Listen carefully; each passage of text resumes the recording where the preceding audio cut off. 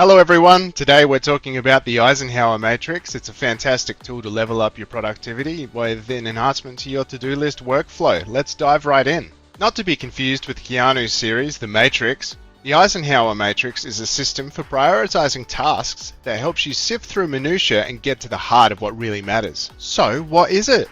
Well, at the heart of it, it's a simple 4-quadrant matrix that takes a task or to-do list as its input and helps you prioritize your day. So what are the 4 quadrants? 1. Do now. 2. Delegate. 3. Decide. 4. Delete. Each quadrant is a column or a row influenced by urgency or importance, with delete being not urgent and not important, and do now being urgent and important, and delegate and decide landing somewhere in between the two. But before we dive into each of these headings, let's take a look at the ground rules. Number 1. You're only sorting the task list right now. Do not begin actioning any of your items at this point in time. You absolutely need to get to the prioritization phase. Except, number 2, if the task is going to take you less than 5 minutes to do, doing that simple task right now frees up so much cognitive energy and alone works off a lot of stress. This clears your small tasks out and gets them out of your mind. That's where they're only clutter anyway, and it gets you focused back on the task at hand, which is creating the prioritization matrix. The added benefit is you get a snowball effect of achieving those small things. It helps enhance your feelings about the whole task. Number 3, email and chat messages are not to be processed at this time.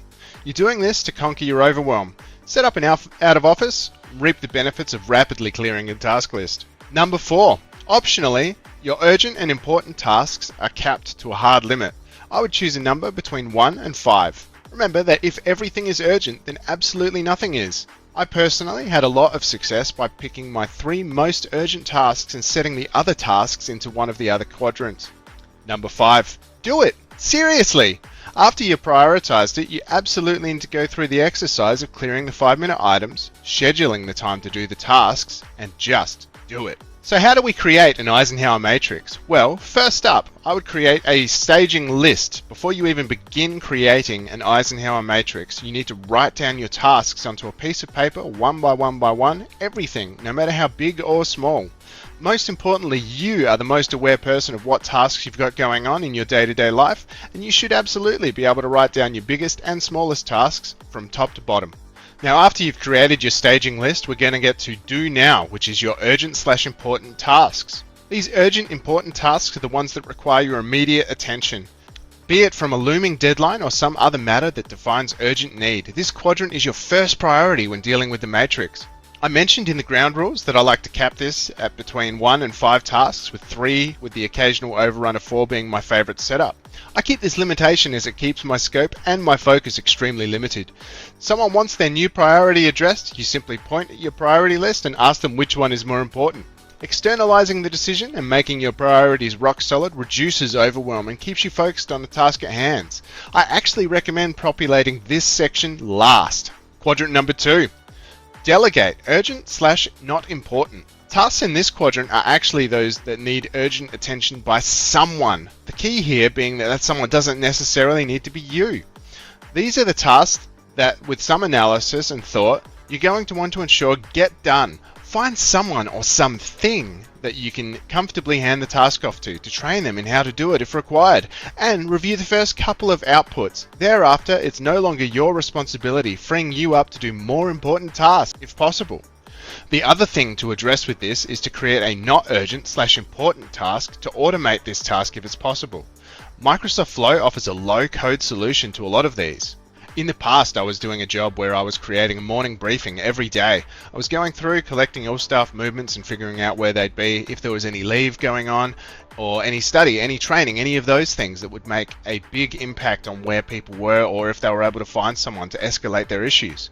Well, I made it my mission to reclaim some of those time sinks. I took 30 minutes a day and I would put that into actually developing an application that would go and scrape all of the databases and information that I needed and form that up into a briefing that gets sent out every day by email. This freed me up for 30 minutes a day and enabled me to amplify my use to the company. Now, while I understand that teaching yourself a programming language to develop something to take away 30 minutes of time a day might not be everyone's cup of tea. There are plenty of low-code and no-code solutions out there like the Flow and Power Automate that I mentioned previously. It's also worth looking at something like ChatGPT, which can be used for prompt engineering to increase the speed that you can make a quick impact. Quadrant number 3, not urgent/important. Quadrant 3 is the decide category. This is your most important tasks. These are no longer the firefighting options, but where the most meaningful impact happens. This is where your big tasks, the rocks, the automation, the things where you make money and save time. The decide part of the equation is simply deciding when you're going to do it. Go to your calendar and schedule these tasks. What I would do here is take your top 3 most urgent important ones out of this list and actually populate those into your urgent/important area, and keep maybe a space for 1 or 2 items that are going to come up in the day-to-day, which is why I talked about that 3 to 4 option. After you're done with this, you've flipped your priorities on their head. You've actually created some important work that's going to further your career, further your job, further your day-to-day life, improve everything, and take that stress out of your head and make them your priority.